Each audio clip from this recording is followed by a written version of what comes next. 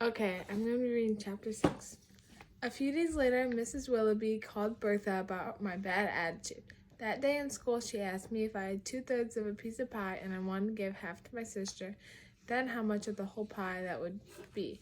I told her I wouldn't give my sister any of my pie. Everybody had laughed except Mrs. Willoughby. She had turned red and pressed her lips together and made her eyes into slits when she looked at me.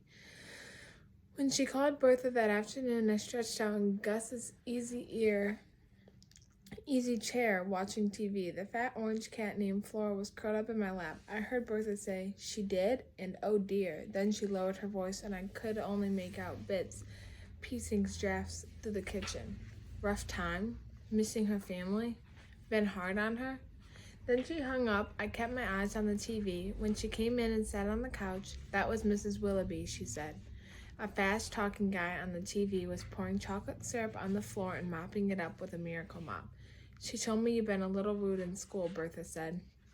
Now the man on TV was showing the set of knives that came free with the miracle mop. Then Bertha started going on and on about how she knows how upset I must be about my family being broken, all like it is. Well, she didn't use the word broken, but she might as well have. She said she knew how it's scary to see Mama like that, and how I must be worried sick about Scrappy, how I must miss Jackie so much, and I kept my eyes on the mopping man. In my head, I said, "Pineapple, pineapple, pineapple, pineapple." But Howard's stupid idea didn't work, because the next thing I knew, I was howling at Bertha mean words about minding her own business, and who cared about my broken up, sorry excuse for her family. Not me, that was. The words kept up screwing and getting louder and faster.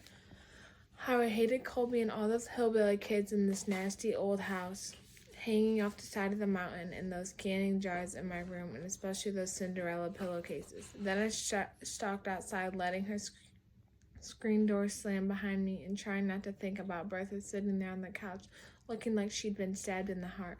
A couple of cats leaped out the way, and I stormed across the yard, up the driveway toward the road. I kicked out dirt and yanked the leaves and hurled gravel into the woods. When I got to the road, I didn't even care about the asphalt was burning hot under my feet.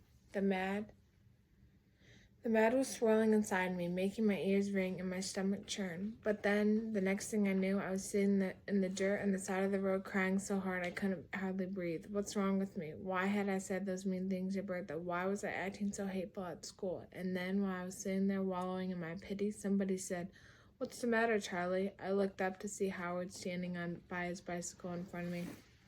I put my head on my knees and mumbled nothing. "Must be," he said. "Go away." "Nah." He laid in his bicycle in the weeds by the road and sat next to me. "You have to tell me what's the matter." This boy beat it all. He sure had a lot of gumption for the little old red-headed, up-down boy. "I don't have to tell you anything," I said. "Then you have to tell somebody." He pushed out his glasses. "Why?" "My mama says you should never keep your troubles to yourself. She says if you share them with somebody, they get smaller." "Go away," I said. "Did you kick somebody again?" I shook my head.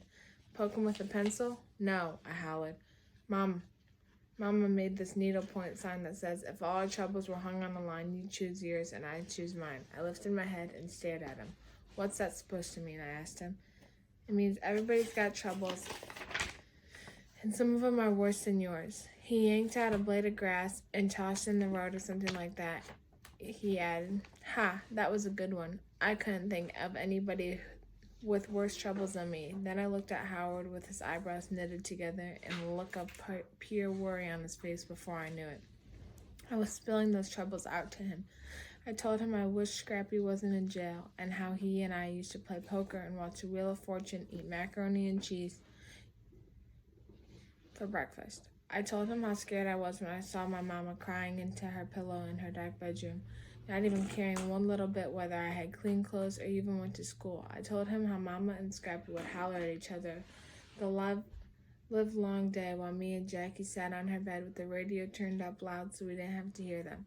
I told him about all those times I watched from the bedroom window when Scrappy drove off the tires, screeching and gravel flying, and Mama yelled, "Good riddance to bad rubbish," from the front porch. I told him how much I missed Jackie. We knew all the words to nearly every song on the radio and would French braid my hair and share her nail polish with me. And then I told him those mean things I said to Bertha.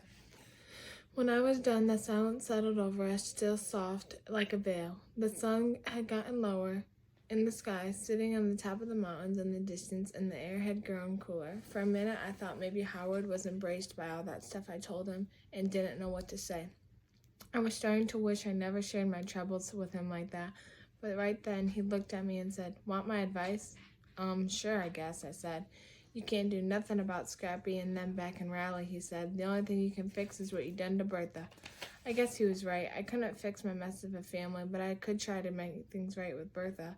I stood up and brushed the dirt off the back of my shorts, and then I could hardly believe my eyes. Right there at the edge of the woods was that brown, black, floppy-eared dog. I put my finger to my lips and went, "Shh." The dog was watching me with his head cocked to the side. "Don't move," I whispered to Howard. I took one slow step toward the dog, and guess what? He wagged his tail, 2 tiny little wags. That dog liked me. "Hey, fella," I said, taking another step. Then, wouldn't you know, a car came roaring up the road and whizzed past us, and that dog darted off in the woods. I stamped my foot. Dang it. I almost forgotten Howard was there when he said, "I've seen that dog before." "He's mine," I said. "Really?" "Well, he's gonna be. I bet he's full of tricks," he said. "He might have had the mange. Stray dogs have the mange." "So what?" I said. "His name is Wishbone." The minute I said that, it felt right. Wishbone. That was the perfect name for my dog. "I'm going to catch him," I said. "Then I'll bathe him and get the ticks off of him and teach him tricks and let him sleep in the bed with me." "I'll help you catch him," Howard said, picking up his bike out of the weeds. "You will?" "Sure." Suddenly Howard seemed different. He didn't seem too much like a nosy up-down boy nagging me half to death about being my backpack buddy. He seemed more like somebody being nice to me, somebody I had shared my troubles with. I had watched him get on his bike and pedal off toward the house. Then I called "Bye, Wishbone" into the woods before I hurried up the road to make things right with Bertha.